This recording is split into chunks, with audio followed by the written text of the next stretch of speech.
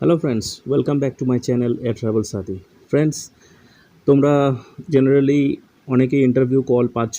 এআইএসএল যে ভ্যাকেন্সিটা বেরিয়েছিল কলকাতা এয়ারপোর্টের জন্য, তো সেই ইন্টারভিউ কল যদি পেয়ে থাকো তো অনেকেই কাস্টমার এজেন্ট থেকে শুরু করে জুনিয়র এক্সিকিউটিভ টেকনিক্যাল, ইউটিলিটি কাম র্যাম ড্রাইভার এজেন্ট এবং আদার্স যে হ্যান্ডিম্যান, এই সমস্ত পোস্টগুলো ছিল, এগুলো অ্যাপ্লাই করেছো। তো তোমরা অনেকেই বুঝতে পারছো না ইন্টারভিউতে কী কোয়েশ্চেন আসতে পারে।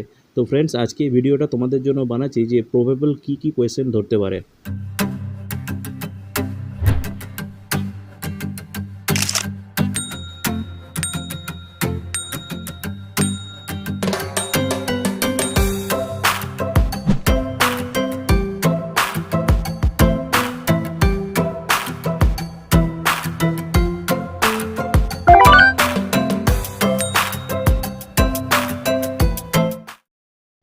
সো ফ্রেন্ডস, যারা যারা ইন্টারভিউ কল পেয়েছো ইমেল মারফত, তো তারা নিশ্চয়ই ভেন্যু সম্পর্কে জানো যে ভেন্যুটা কোথায় আছে।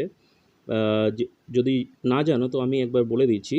এই যে ভেন্যুটা HRD department, AI airport services limited যে কোম্পানি রিক্রুটমেন্ট হবে, এটা এয়ারপোর্ট 1 নম্বর যে গেট রয়েছে, এয়ারপোর্ট 1 নম্বরে যাবে, ওখানে বাস স্ট্যান্ড আছে। ওখানে বাস স্ট্যান্ড থেকে নেমে লেফট হ্যান্ড সাইড ভিআইপি রোডের ওখানে আছে এয়ার ইন্ডিয়া যে প্রিভিয়াস অফিস ছিল এনটিএ দামদাম, এই অফিসের মধ্যেই এইচআরডি ডিপার্টমেন্টটা রয়েছে, opposite to airport post office, speed post যে অফিসটা রয়েছে সেখানে। তো ফ্রেন্ডস, এখানে তুমি যেতে পারো। তোমার ইন্টারভিউয়ের সময় তুমি এখানে যদি আউট স্টেশন ক্যান্ডিডেট হও তো তোমার নলেজের জন্য এটা বললাম। তো ফ্রেন্ডস, এখন যে কোয়েশ্চেনটা হচ্ছে যে অনেকেই বুঝতে পারছো না যে ইন্টারভিউতে কী ধরনের কোয়েশ্চেন জিজ্ঞেস করতে পারে। তো জেনারেলি ইন্টারভিউতে যে ভ্যাকেন্সিগুলো চাওয়া হয়েছিল সেই চাওয়ার অনুসারে জুনিয়র এক্সিকিউটিভ টেকনিক্যাল যে পোস্টটা ছিল, সেই জুনিয়র এক্সিকিউটিভ টেকনিক্যালের ক্ষেত্রে যে কোয়ালিফিকেশান চাওয়া হয়েছে সেই কোয়ালিফিকেশানটা রিলেটেড তোমার এক্সপিরিয়েন্স লাগবে, অ্যালং উইথ তোমার হেভি ভেহিকেল থাকলে, ড্রাইভিং লাইসেন্স থাকলে ভালো হয়। যদি না লাইসেন্স থাকে তোমাকে লাইসেন্স অ্যাকোয়ার করতে হবে, 4 হুইলার লাইসেন্স।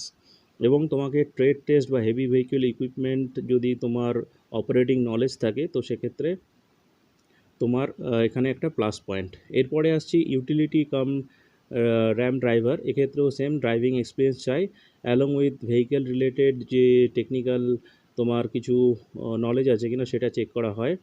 এবং আদার্স যে তুমি কতটা কনফিডেন্ট কাজ করতে ইচ্ছুক, এটা জেনারেলি এগুলো ট্রেড রিলেটেড জব, তো যাদের ভালো ট্রেড নলেজ আছে, এক্সপিরিয়েন্স আছে, তারাই এখানে সিলেকশন পাবে। তো নেক্সট যেটা হচ্ছে কাস্টমার এজেন্ট। তো কাস্টমার এজেন্টের ক্ষেত্রে যে বলতে চাই যে জেনারেলি তোমরা ইন্টারভিউ দুটো রাউন্ডে তোমাদের হতে পারে।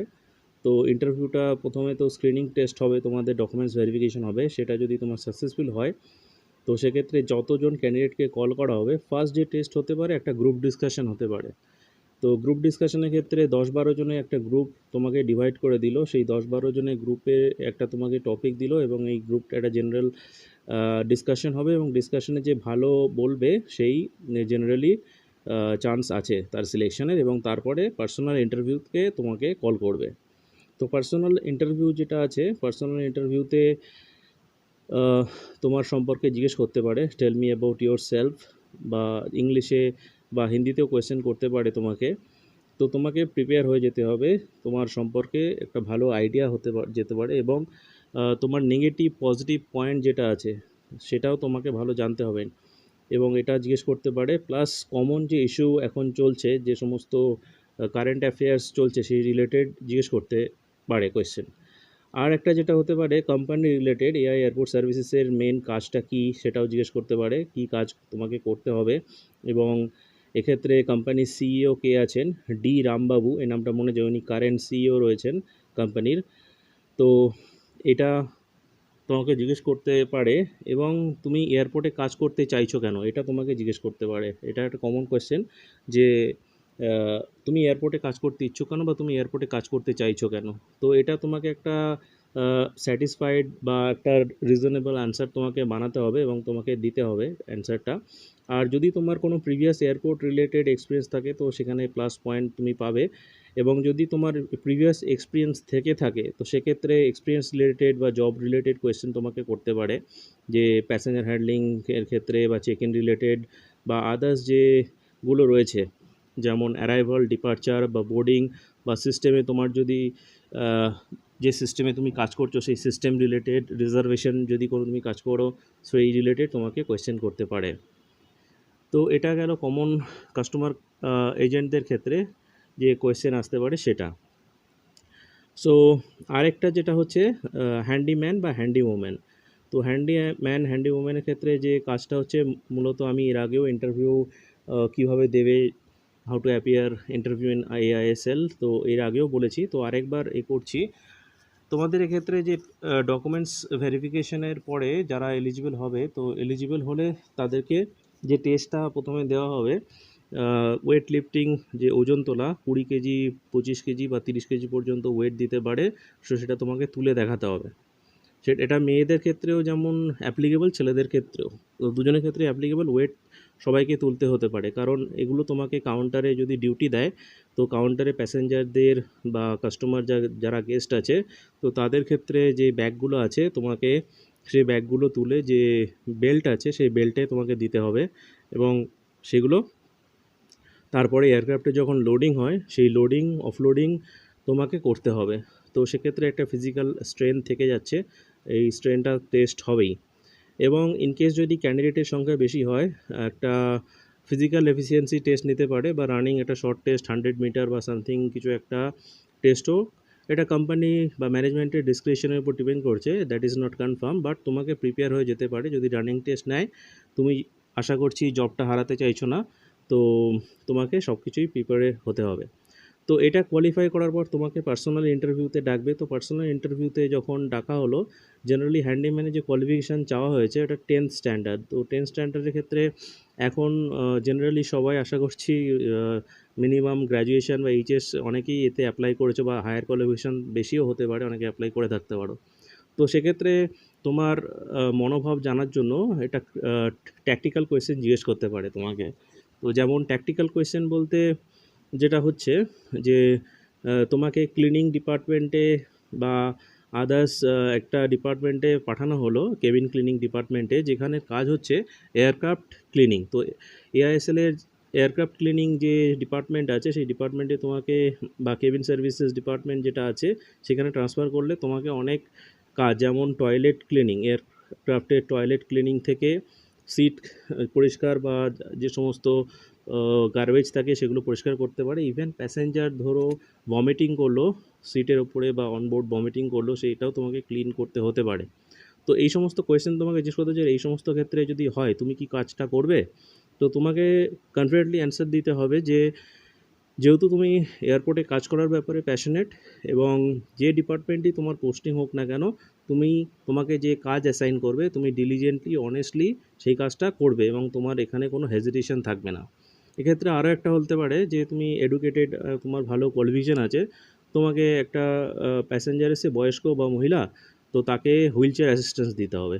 হুইল চেয়ার অ্যাসিস্ট্যান্স বলতে তোমাকে হুইল চেয়ারে প্যাসেঞ্জারকে বসাতে হবে, বসিয়ে প্যাসেঞ্জারকে নিয়ে তোমাকে এয়ারক্রাফটে চড়িয়ে দিতে হবে, বা আদার্স কোনো ভিআইপি বা ইম্পর্টেন্ট কোনো প্যাসেঞ্জার বা গেস্ট এসেছেন তার ব্যাগটা ধরে তোমাকে নিয়ে যেতে হবে, অ্যাসিস্ট করতে হবে। সেক্ষেত্রে এই কাজের ক্ষেত্রে কোনো ইগো বা এগুলো থাকলে হবে না, অলওয়েজ তোমাকে হেল্পিং অ্যাটিটিউড তোমার থাকতে হবে, এবং তোমাকে অলওয়েজ হ্যাপি যে ব্যাপারটা আছে সেটা তোমাকে সবসময় স্মাইলিং ফেস যেটা বলে সেটা তোমাকে রাখতে হবে, এবং এই সমস্ত দিকগুলোই জেনারেলি ইন্টারভিউতে দেখা হয়।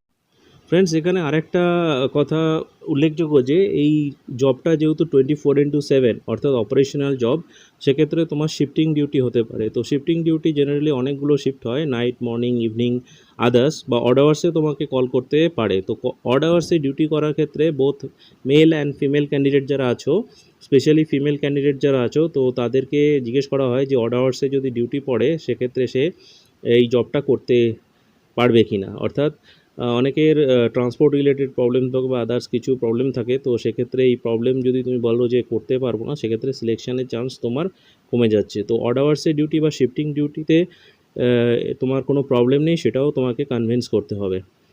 তো এগুলোই জেনারেল কোয়েশ্চেন আছে। তো তোমার সম্পর্কে জেনে যাবে, তোমার এডুকেশন যেটা তুমি নিয়ে পড়াশোনা করেছো সেটা সম্পর্কে একটু জানবে, কারেন্ট জিকে একটু জেনে যাবে, প্লাস কারেন্ট অ্যাফেয়ার্সও একটু জানবে, এবং জেনারেল কোয়েশ্চেন ইন্টারভিউ যেটা ধরে তোমার সম্পর্কে জিজ্ঞেস করবে, তোমার ফ্যামিলিতে কে কে আছে, এই ধরনের একটা কোয়েশ্চেন তোমাকে জিজ্ঞেস করতে পারে, tell me about yourself বা আপনি বারে মে বাতাও, এই সমস্ত নানা রকম কোয়েশ্চেন একটা কম্পাইলেশন তোমরা করবে, এবং তোমার নেগেটিভ পজিটিভ পয়েন্ট আমি এর আগেই বলে দিয়েছি, এগুলো জেনারেলি জেনে যাবে।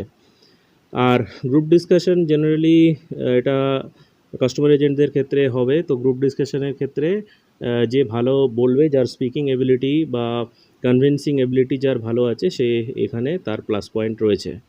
তো ফ্রেন্ডস, আশা করছি এই ইন্টারভিউতে কী ধরনের কোয়েশ্চেন হতে পারে তোমাদের একটা জেনারেল আইডিয়া তৈরি হয়েছে। তো ফ্রেন্ডস, আর কোনো যদি তোমাদের কিছু ফার্দার ক্ল্যারিফিকেশন বা কোয়ারি থাকে অবশ্যই এখানে কমেন্ট করতে পারো। আর অবশ্যই ভিডিওটা যারা বন্ধু তোমাদের আছে তাদের সাথে শেয়ার করতে ভুলো না। আর অলসো যেটা বারবার রিপিট করছি যে তোমাদের এই সমস্ত নানা রকম ইনফরমেশান আমি দিতে থাকছি, তো প্লিজ বন্ধুরা এই চ্যানেলটা তোমরা অবশ্যই সাবস্ক্রাইব করে দিও, যাতে আমার আমি মোটিভেশন পাই তোমাদের জন্য এই সমস্ত ভিডিও বানানোর। সো ফ্রেন্ডস, আর একটা যেটা উল্লেখযোগ্য যে এআই এয়ারপোর্ট সার্ভিসেস লিমিটেড, এটা হচ্ছে কোম্পানির নেম। অনেকেই ভুল বলো, ইন্টারভিউতে হয়তো জিজ্ঞেস করতে পারে AISL এর ফুল ফর্ম কি। তো AI airport services limited, this is the correct form. Air India airport transport services এই সমস্ত বলবে না, এটা তোমার নেগেটিভ হয়ে যাবে। এবং এই কোম্পানির একটা ব্যাকগ্রাউন্ড জেনে যেও, আর যে অফিসিয়াল ওয়েবসাইট AISL.in যে ওয়েবসাইট, এটা দেখে যেও, এখানে পুরো ডিটেলস পেয়ে যাবে। So friends, thank you for watching, have a nice day.